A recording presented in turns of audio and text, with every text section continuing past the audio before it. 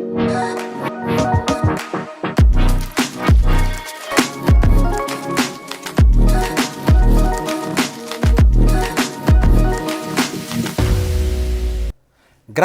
y paz, amados hermanos. ¿Cómo están? Como país estamos enfrentando momentos difíciles, momentos complicados, donde podemos ver que las personas se han polarizado, ya sea con una posición política, ya sea con una posición en cuanto a reacciones sociales, y quizás muchos cristianos se preguntan cuál debe ser la posición que debemos tener. La primera cosa es, vamos a leer la palabra en 2 de Corintios, capítulo 4, verso 18. Mira lo que dice la palabra. No mirando nosotros las cosas que se ven, sino las que no se ven, pues las cosas que se ven son temporales, pero las que no se ven son eternas. Una de las cosas que aquí el Señor nos está mostrando en su palabra es que todo cristiano debe entender que nuestra visión de la vida ya no es natural. Nosotros tenemos una proyección sobrenatural de las cosas venideras, aún de lo que vivimos hoy. Nuestra percepción de la vida ya no es natural. Es decir, nosotros vivimos hoy bajo una percepción que es la realidad espiritual. La palabra de Dios nos dice que el príncipe de este mundo, cuando la Biblia habla del príncipe de este mundo, está hablando de este sistema, sea cual fuere, sea lo que acontezca en este sistema, la Biblia dice que el príncipe de este mundo es el diablo. Por lo tanto, nuestra percepción tiene que ser a nivel de eso, una percepción espiritual. Entonces, si nosotros entendemos esto, nos daremos cuenta que no podemos tener una posición definida, una posición de desgaste de energía, una posición de desgaste de recursos, en función de ¿qué? De posiciones políticas, ya sea derecha, izquierda, ultraderecha, ultraizquierda, de ninguna manera. Necesitamos comprender que nuestra percepción es en base a lo que el Señor nos muestra. Y el Señor nos está mostrando de que este mundo yace bajo el maligno. Por lo tanto, ¿cuál debe ser nuestra posición real? Primero, entender que nosotros no miramos las cosas temporales. Nosotros trabajamos por un destino eterno. Trabajamos por definir el destino eterno de las personas a través de la predicación del Evangelio. Entonces, ¿qué significa eso? Que debemos tener una actitud pasiva, de ninguna manera.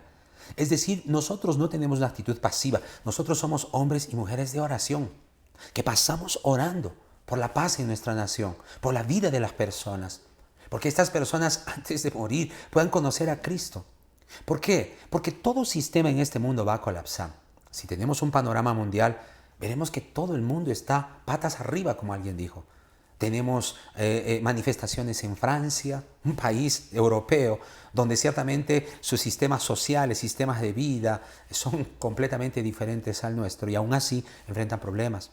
Tenemos protestas en muchos países de Europa, tenemos muchas protestas en países asiáticos. Tenemos desequilibrios en la política de países europeos fuertes como Alemania.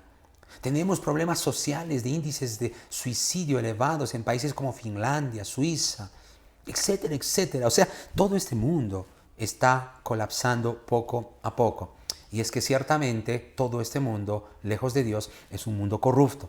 Entonces el Señor viene pronto ya. Entonces nuestra visión como hijos de Dios debe ser de las cosas futuras, no temporales. Entonces si algo debemos hacer es orar y debemos predicar el Evangelio a tiempo y fuera de tiempo. Porque la única solución para la vida de las personas es la transformación que Dios puede hacer aquí en sus corazones. ¿Por qué? Porque todo lo demás simplemente es corrupto y terminará en la nada. Es temporal. Cualquier cambio es temporal. Lo que nuestro país está enfrentando. Puede ser que los movimientos de izquierda ganen sus propuestas y entren un día al gobierno. Yo hago una pregunta, ¿será la solución? ¿Realmente habrá justicia social? ¿Realmente habrá equidad? ¿Realmente habrá lucha por el pobre? La historia nos muestra que no. Entonces no se trata de confiar en personas, se trata de confiar en lo que Dios puede hacer en el corazón del hombre. Por lo tanto, la palabra de Dios nos muestra esto.